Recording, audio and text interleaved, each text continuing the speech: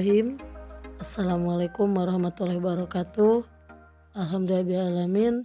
Wassalatu wassalamu ala asrofil anbiya wal mursalin wa ala alihi wa sahbihi ajmain amma ba'du. Gimana kabarnya? Alhamdulillah kita semua dalam keadaan sehat walafiat. Baiklah anak-anak, pada materi kesempatan ini Ibu akan membahas tentang pernikahan dalam Islam.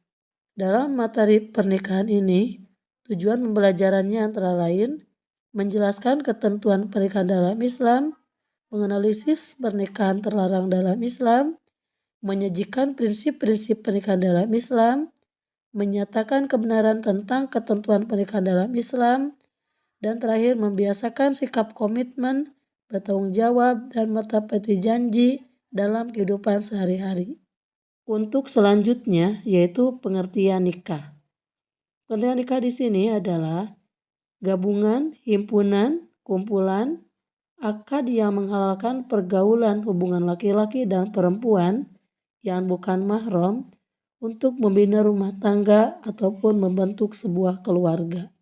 Sebagaimana yang tercantum dalam Quran Surat An-Nisa ayat 1, Bismillahirrahmanirrahim. Ya ayuhan nas ittaqu rabbakumul ladzi khalaqakum min nafsin wahidah wa khalaqa minha zawjaha wa batha minhuma rijalan katsiran wa nisaa'a wattaqullaha alladzi tasaaluna bihi wal arham innallaha kana 'alaikum raqiba. Yang artinya, wahai manusia, bertakwalah kepada Tuhanmu yang telah menciptakanmu dari diri yang satu, Adam, dan Dia menciptakan darinya pasangannya, Hawa. Dari keduanya, Allah memperkembangbiakan laki-laki dan perempuan yang banyak. Bertakwalah kepada Allah yang dengan namanya kamu saling meminta dan peliharalah hubungan kekeluargaan. Sesungguhnya Allah selalu menjaga dan mengawasimu.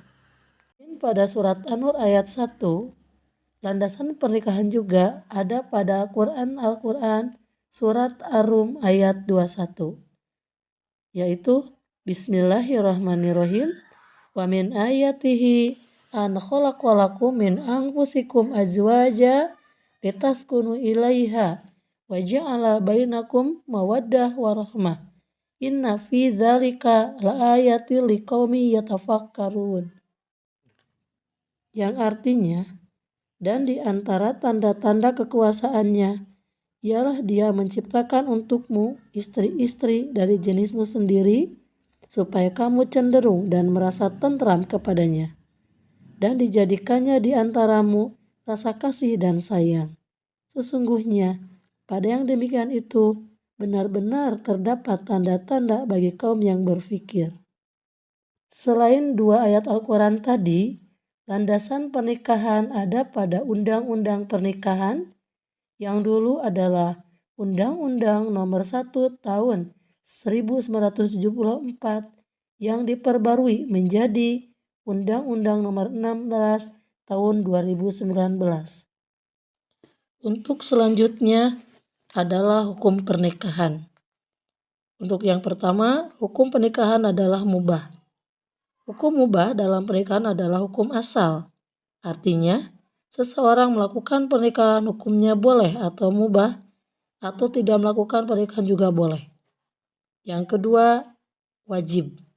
Orang yang telah mampu, baik lahir maupun batin, maupun ekonomi, mempunyai keinginan untuk menikah, dan jika tidak menikah, maka dikhawatirkan akan jatuh pada perbuatan maksiat.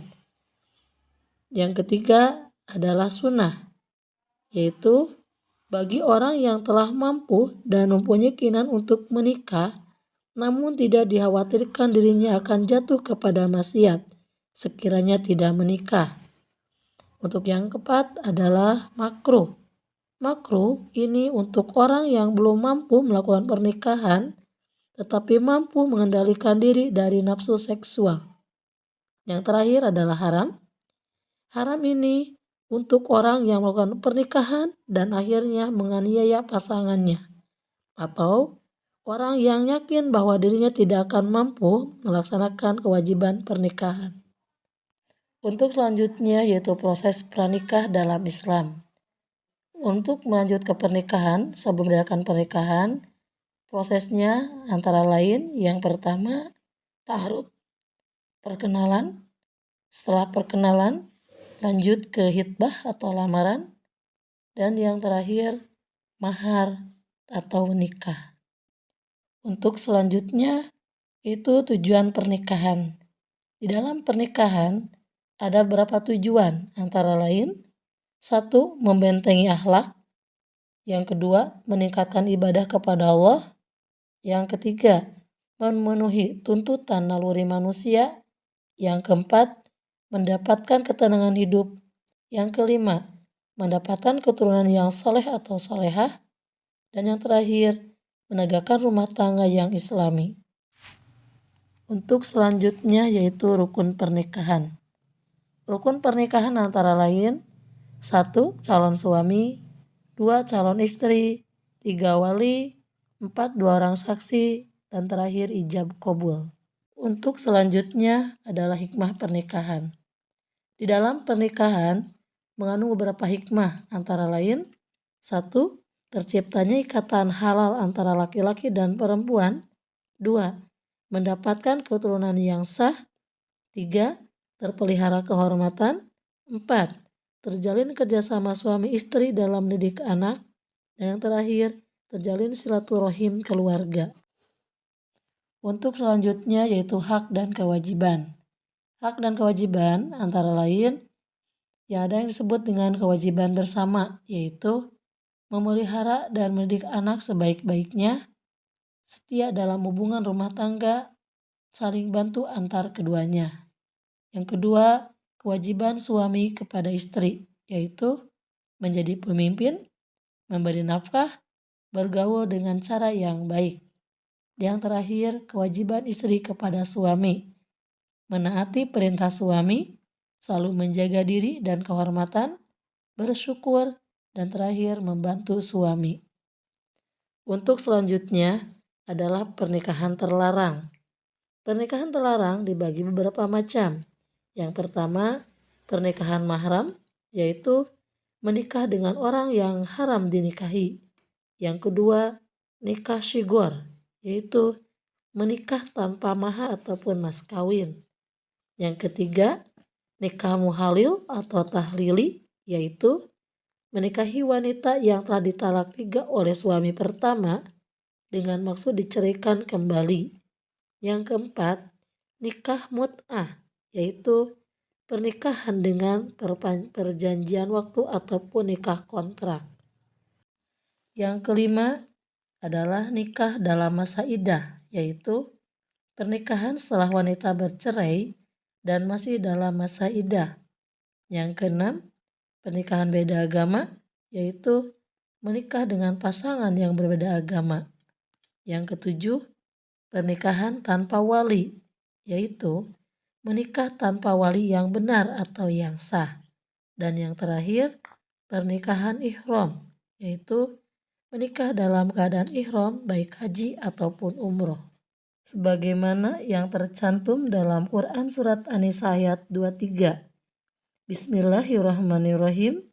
Hurrimat alaikum ummahatukum wa banatukum wa akhwatukum wa ammatukum wa khalatukum wa banatul akhi wa banatul ukhti ummahatukum wal ati arda'nakum wa akhwatukum minar rodo'ah ummahatu nisaikum wa rubbaibukum allati fi hujurikum min nisaikum allati dakhaltum bihinna fa illam takunu dakhaltum bihinna fala junaha alaikum wa halailu abnaikum alladzina min aslabikum, yang artinya diharamkan atas kamu mengawini ibu-ibumu, anak-anakmu yang perempuan, saudara-saudaramu yang perempuan, saudara-saudara bapamu yang perempuan, saudara-saudara ibumu yang perempuan, anak perempuan dari saudara-saudaramu yang perempuan,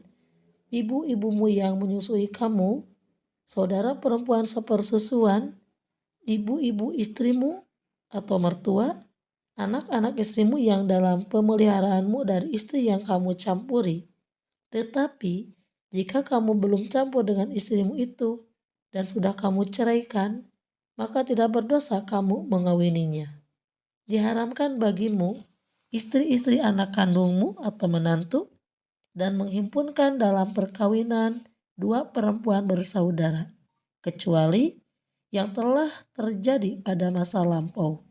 Sesungguhnya Allah Maha Pengampun lagi Maha Penyayang. Untuk yang terakhir adalah walimatul ursi. Walimatul ursi di sini adalah resepsi pernikahan yang tujuannya untuk mengumumkan pernikahan dan sebagai bentuk syukur atas kebahagiaan yang diperoleh dengan cara berbagi dengan sesama. Resepsi di sini hukumnya adalah sunnah. Nah, anak-anak, alhamdulillah materi cukupkan sekian dari Ibu. Mudah-mudahan ada manfaat bagi kita semua. Amin ya rabbal alamin. Wassalamualaikum warahmatullahi wabarakatuh.